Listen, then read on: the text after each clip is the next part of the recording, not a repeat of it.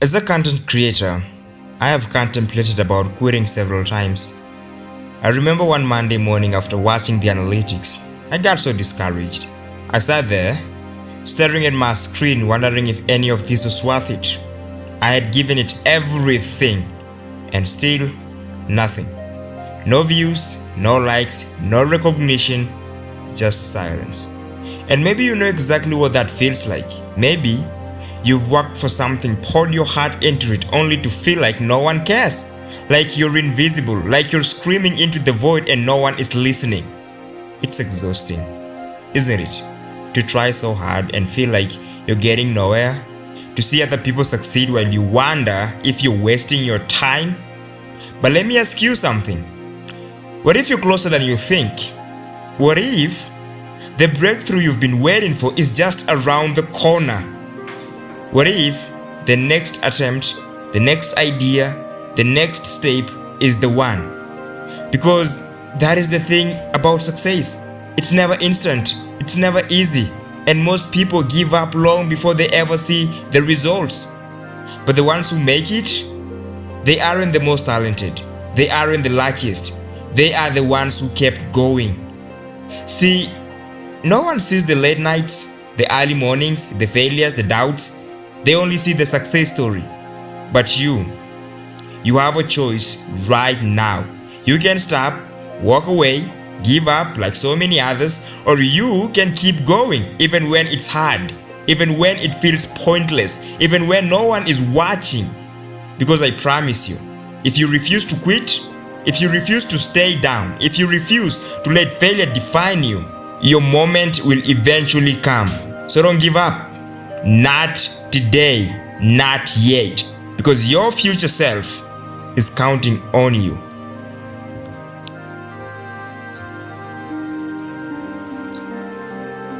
Heavenly Father, I come before you today, lifting up those who are weary, discouraged, and on the verge of giving up. You see their struggles, their silent battles, and the weight they carry on their hearts. Lord, remind them that they are not alone. Fill them with your strength when they feel weak, with your hope when their hearts are troubled. Renew their spirit and give them the courage to keep going even when the road ahead feels impossible. Let them know that their efforts are not in vain, that you have a plan for their lives, and that the breakthroughs come in your perfect timing. Surround them with love, remind them of their worth, and lead them forward with faith. In Jesus' name, I pray. Amen.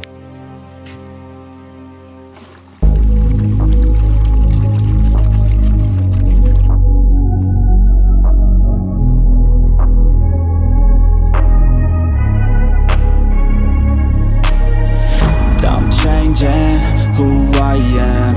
I'm making a new plan, rearranging my life, and I won't look back ever up. I'm changing who I am. I'm making a new plan, rearranging my life, and I won't look back ever again. You can't stop what's moving. You can't stop what's moving. I'm changing my life, and I won't look back ever again. I want you to sit still, calm down, and listen to your heart. Listen to its frustrations, hopelessness, fears, and discouragements. And with a gentle inner voice in your head, tell your heart the following affirmations. I am stronger than this moment of struggle. I have come too far to give up now. Every setback is setting me up for a comeback. I trust that my hard work will pay off in time. I am capable, resilient, and worthy of success. I will not let temporary difficulties define my future. I choose to focus on progress, not perfection. I am not alone. God is with me, guiding my steps. I am growing, learning and becoming better every day. My dreams matter, and I will keep moving forward. Challenges are shaping me into the person I am meant to be. I believe in myself, even when it's hard. My breakthrough is coming. I will not quit. I am proud of myself for not giving up. I have the strength to keep going, one step at a time. I was made for a purpose, and my journey matters. Every challenge I face is an opportunity to grow stronger. I am stronger, and I rise above adversity. What I am going through will not last forever. I have overcome tough times before. I will do it again. I am becoming the best version of myself, step by step. I release fear and embrace faith. I will not compare my journey to anyone else's. My path is unique. I trust in God's timing, even when I don't understand it. I am worthy of success, happiness, and love. I will not let temporary frustrations make me quit on a dream that matters to me. My efforts are not wasted. Everything I do is building my future. I am learning, evolving, and getting better every day. The world needs what I have to offer. I am supported and never alone. You can now open your eyes, and I hope you hold on to these truths. Speak them over yourself daily and keep moving forward. Your story isn't over yet. The Stoic Handbook, page 10. Question: what is the Stoic attitude toward homosexuality and racial and gender issues? Answer: this is one of my favorite questions because of our tradition and teachings as a philosophy. Homosexuality was never an issue in ancient Greece when Stoicism was founded, and it isn't today. But with regard to racial and gender issues, only the Stoics were truly enlightened. Other philosophies were often contemptuous and disparaging. But there has never been any doubt with us. We are all equal. One little known fact is that Stoics were the first to condemn rape, at a time when rape was far more common than it is even today. The excuse for such behavior was, the god of love, Eros, made me do it. I was driven to this passion by Eros and powerless to resist. Stoics say that excuse was nonsense. Rape was wrong. You do have the power to resist. No god can compel you to behave badly, and no one has the right to violate another person's body. No excuses, period. And of course, we still believe that way today. Getting back to the matter of equality, the key here is reason. In antiquity, our greatest scientist, Poseidonus, traveled widely and studied many different peoples and cultures and confirmed what Stoics have always believed. Human beings are the same everywhere, and the thing that unites us all, no matter how differently we may appear, is our greatest faculty, our ability to reason. Question: why does the world need a Stoic community, such as the Stoic Registry? Answer: well, first of all, human beings are social animals. That is our nature. We are happier and more productive when we have family and friends to care for, and who care for us and give us a context for our lives. It's always been this way, and it probably always will. Today, most of us live in cities, and the urban environment has become one of isolation and alienation. Our ancient need to belong has been compromised for many, if not all of us, and this is a considerable loss. We have been members of a tribe or a community for as long as we have been a separate species, and probably longer, millions of years anyway. It's in our very bones and DNA. The Stoic community brings us back to the social animal that we truly are, so that we can live in the world as it is and still have a community that supports us and shares our values. New Stoa is the Stoic community today, and although we live in many communities all over the world, we are still a community of neighbors, family, and friends. The Stoic tradition. That which contains us is endowed with reason. Heraclitus. 535 to 475 BCE. He was a nobleman of Ephesus. Some say he was a hereditary king who set aside his crown to study philosophy. He was undoubtedly a sage, a mystic genius, and the first cosmologist of our philosophy. Heraclitus has fascinated thinkers from Socrates to Goethe, and from Aristotle to contemporary quantum physicists.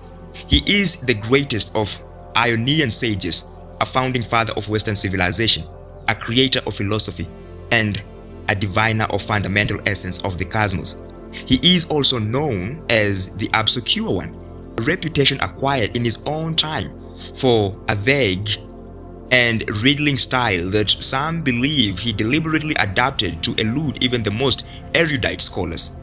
Unfortunately, what he wrote in its original form has been lost in antiquity. All that remains are fragments, references from many sources, some reliable, some unreliable, from Plato to medieval Mosaic scholars. From these fragments, we discover remarkable parallels between the observations of Heraclitus and modern physicists 2,500 years later. God, he called the Logos. Reason, intelligence are all made up of the sum of total of all opposites, constantly in motion, birthing, living, dying, and being born again. In all of these attributes of nature, Heraclitus will include a rational consciousness and providence. Shortly after the death of Heraclitus, another extraordinary man was born, a sculptor by trade, a man who described himself as resembling a frog, but who had been told by the oracle of Delphi that he was the wisest of all the Greeks. That man, of course, was Socrates. 469 to 399 BCE, and the lines of descent. Socrates was frankly puzzled over the oracle's judgment, and so he set out to the marketplace of Athens to discover what it meant, how it could be that he was the wisest of the Greeks. What he found was that while others professed wisdom without being aware of their ignorance, he at least was aware that he knew nothing. With this knowledge came the conviction that he must search for wisdom about right conduct, the right way to live, that he might lead the citizens of Athens to their moral and intellectual development. Socrates came to be viewed as a pest and a troublemaker by the city elders. He was sentenced to death by poisoning, drinking hemlock, and became the first martyr of philosophy. Of his disciples who were with him to the end, 2 went on to establish their own schools of philosophy based upon 2 profoundly different interpretations of his teachings. Plato, the aristocrat, admired Socrates the thinker and established an academy just outside the city for the sons of wealth and ease to ponder the meaning of wisdom. Theophanes, a poor and common man, admired Socrates the man of principle who lived and died by what he believed. And from him, the school of the Cynics was born. Zeno, the father of Stoic philosophy, was for a time a student in both schools. The Greek Stoa. Nearly a century after the death of Socrates, a young merchant from Citium, a city we know as Larnaca, on the island of Cyprus, was going about his father's business with a shipload of purple dye when his boat was caught in a storm near Athens. While he put in for repairs and with time on his hands, he stopped in a bookshop and picked up a book on the life of Socrates. Impressed by what he read, he asked the bookseller if there were any fellas like these Socrates still living in Athens. At that moment, as fate would have it, Crates, the cynic, happened by, and the bookseller said, "Follow that man," and Zeno did. Zeno, 333-262 BCE, the founder. Crates, the good genius, as he was known in Athens, was one of the most popular teachers and personality of his day. Unlike his teacher, the intense and provocative Diogenes, Crates was said to live each day as if he were on holiday. He was the third in line of descent from Socrates. This is the lineage. The writings of Socrates, oldest student and follower. Theophanes inspired the zealous Diogenes, who later denied his teacher's influence and claimed he learned everything he knew about philosophy from a mouse. Diogenes preached an ascetic lifestyle, and he practiced what he preached. He himself lived in a discarded bathtub, going about the Athenian markets with a lighted lantern in broad daylight, searching for an honest man. He soon found a few, and he and his followers were convinced they were the true disciples of Socrates. It was a living, ethical school whose practitioners became known as cynics, the Greek word for dogs, because they forsook all material possessions and lived in the streets in their single-minded pursuit of virtue. Crates, who took over the school of rugged nonconformists from Diogenes, was Zeno's first teacher in philosophy, and for a time Zeno was one of them. Zeno never returned to the family business. He lived in Athens for the rest of his life, supporting himself by underwriting and insuring ships that came and went across the Mediterranean, an early version of Lloyd's of London. He remained with Crates and the Cynics for some years, then became impatient with their limited focus and lack of decorum, and he moved on. He studied with the Megarians, in their day the greatest logicians in the world. Then he studied at Plato's academy. Plato was dead, of course, and Polemo was head of the academy when he was there. About 300 BCE, Zeno finished his studies and went to the central market in Athens to discuss his philosophy with anyone who happened by. He stood on a porch known as the Stoa Poikile, the painted porch, a long colonnade facing the market. It was called the painted porch because of the murals painted along the back wall depicting real and mythological scenes from Athenian history, including the Battle of Marathon. It was here that he first began teaching a system of philosophy that was to dominate intellectual thought for more than 500 years. The power of Zeno's discourse attracted a daily following of young men who came to the Stoa Poikile to discuss philosophy with him. This following of students became known in Athens as the men of the Stoa, or Stoics.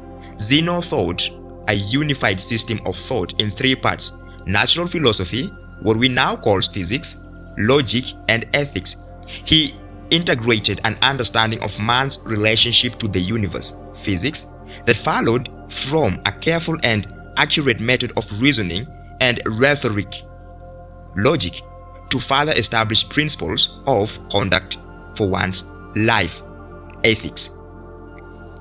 Cleanthes, 331 to 232 BCE, and Chrysippus, 280 to 206 BCE. Zeno had one student who had acquired some renown as an athlete, a boxer, but who was otherwise entirely without inheritance or financial assistance. It was said that when Cleanthes studied with Zeno, he was so poor he couldn't afford paper and had to save his notes on clamshells and ox bones. He studied with Zeno by day and carried water as a common laborer by night. Unlike the aristocratic students at the academy, the Stoa, true to its founders' cynic roots, never turned a student away. Cleanthes went on to become the second head of the Stoic school from Zeno, and also became a poet of some merit. His hymn to Zeus is still commonly included in anthologies of world literature. Cleanthes' successor, Chrysippus, reformulated and expanded the teachings of the founder, drawing up what would become the orthodoxy of Stoicism. It was said that with Chrysippus, there would have been no Stoa. So far-reaching and profound was his influence both in his day and beyond. It was also said that if the gods performed logic, then they must use Chrysippus' methods. He was a man whose voluminous writing and intellectual brilliance intimidated everyone but Cleanthes himself, which was the more remarkable because Cleanthes was never considered an original or exceptional thinker. Chrysippus admitted that around Cleanthes, he was often at a loss for words. Panaeus 185 to 110 BCE, and Poseidonus 135 to 55 BCE. When the old and distinguished Scipio family of Rome befriended the sixth head of the Stoic school in Athens, Stoicism began a new life in the heart of the empire. Scipio Africanus, as you may recall, was the general who saved the city of Rome from the conquest of Hannibal. It was his family that introduced Panaeus and Stoic philosophy to the Romans. Panaeus had just the right philosophy for the worldly and practical Romans, one that emphasized ethics and right conduct for an active life. The Stoicism of Panaeus only made passing reference to physics and almost none at all to the study of logic. He was an innovator. The rigidity of the single ideal of the imaginary sage became more centered on the individual. The aging Panaeus' most distinguished pupil was the wealthy young aristocrat Poseidonus of Rhodes. Poseidonus has been called the most scientific of the Stoics because he spent much of his life traveling, observing, recording, and calculating natural phenomena all around the Mediterranean. His observations led him to emphasize the Stoic doctrine of the interdependence of all parts of the world. He also concluded from his studies that many animals had a lot more intelligence than had been previously suspected, and that humans were more like these animals than we had ever realized. Nevertheless, he decided our intelligence was more closely akin to the rational intelligence of nature, and that our reasoning faculty was our special link to the Logos. The Roman Stoa. He, Cato the Young, had one of the greatest reputations for honesty and incorruptibility of any man in ancient times, and his Stoicism put him above the graft and bribery of his day. Columbia Encyclopedia. When we think of the Roman Empire, we all too often remember debauchery and brutality and murderous intrigue, while forgetting that this was at the same time one of the greatest and most enduring empires the world has ever known. The cult of hedonism and the emperors who hated philosophy is the Rome that Hollywood celebrates. And without a classical education, there's little else that most of us know or remember. But there was another Rome, the real city, that knew greatness and honor, and Stoicism, more than any other city, can be credited with promoting its highest ideals. Frequently, Stoic teachers lived in the estates of the wealthy and powerful, retained as moral advisors on matters of state, and as counselors and comrades in times of calamity and bereavement. Often the wealthy and powerful were leading Stoics themselves. Cato the Young, described above, was a devout and pious follower of Stoa. Cicero was a lifelong student of Stoic philosophy and one of our primary sources for Stoic thought from antiquity. And because they were so conspicuously exceptional, a number of leading Stoics became, like Socrates of Athens, martyrs to their ideals and way of life. Barea Soranus, governor of Asia Minor, was executed for treason for insisting on justice for all in his administration. Thrasea Poiaches, senator, was executed for refusing to celebrate when Nero murdered his mother Agrippina, and for attracting followers who simply lived and honestly in the midst of treachery and excess. Helvidius Priscus, magistrate of Rome, was executed by Vespasian for openly promoting equality and democracy. It could be fairly said that this was both the best and worst time for the ancient Stoa. Best in that Stoicism was the leading philosophy of the Western world, and worst when the emperor was corrupt and corrupting, an all too common occurrence. Seneca, statesman. Seneca was the precious son of a noble Spanish family whose influence, in addition to his exceptional skill as an orator, gave him access to the inner circle of Roman power at an early age. He was also a serious student of philosophy and a prolific writer, even while accumulating one of the greatest fortunes in the ancient world. When he was questioned about how he could be a Stoic and attract such great wealth, he simply replied that A wise man used money, while a fool was used by it. So renowned was he for wisdom and statesmanship that Nero's mother, Agrippina, asked him to be a tutor of her troublesome child. Sadly, the exhortations of even such a man as Seneca were largely ignored, and Nero became the coward and fool the world still knows him to be. At the end of their relationship, Seneca was accused of treason based on false charges brought against him by politicians who were envious of his reputation, charges that Nero was always ready to hear and believe. Out of deference to his old teacher, however, Seneca, now retired and in feeble health, was allowed the honor to kill himself rather than being killed outright by the emperor's soldiers. Seneca's letters from a Stoic and his many other library efforts were among the most searched and best remembered writings of antiquity. There will always be those who question his commitment to Stoic principles because of his ability to prosper at a time of such brutality and widespread corruption. But anyone who has read Tacitus' account of his death knows he died a Stoic, and that is the ultimate test for us all.